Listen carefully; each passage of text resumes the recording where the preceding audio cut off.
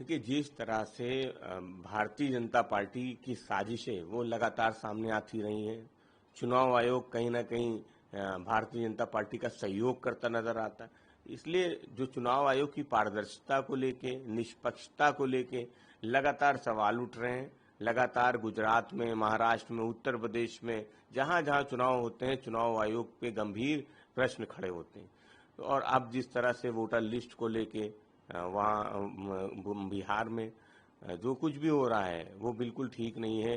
एक बड़ा आंदोलन भी बिहार में खड़ा हुआ है। पूरे देश में जब बिहार की इस चर्चा हो रही हो और अब मामला माननीय न्यायालय पहुंच गया हो, निश्चित रूप से न्यायालय से न्याय जरूर मिलेगा।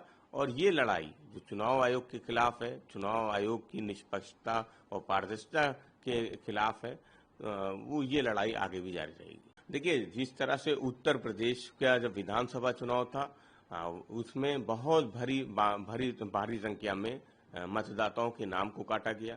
जब काउंटिंग होने वाली थी उससे पहले बैलेट पेपर वो सड़क पे कूड़े की गाड़ियों में नजर आए, ईवीएम मशीन नजर आई, जिसको लेके समाजवादी पार्टी ने बड़े सवाल उठाए थे। शपथ पत्र के साथ इलेक्शन कमीशन को दिया था, लेकिन कोई कार्रवाई नहीं होती है। फिर बाई इलेक्शन उत्तर प्रदेश में होता है और कुंदरकी का और दूसरी जगहों का। और जिस तरह से प्रशासन का दुरुपयोग भारतीय जनता पार्टी की सरकार ने किया था, और ये देखा गया कैमरे के सामने कि कैसे मतदाताओं को रोका जा रहा था, कैसे लाठी डंडों के दम पे रोका जा रहा था, कैसे कौन अधिकारी और कौन लोग मतदान के स्थल पे लोगों को जाने से रोक रहे थे और कैसे कैसे मतदान किया जा रहा था। तो वो सवाल आदरणीय अखिलेश यादव जी ने उठाए हैं और लगातार ये सवाल उठ रहे हैं। उत्तर प्रदेश, महाराष्ट्र और अब बिहार में इसको लेके सवाल उठ रहे हैं।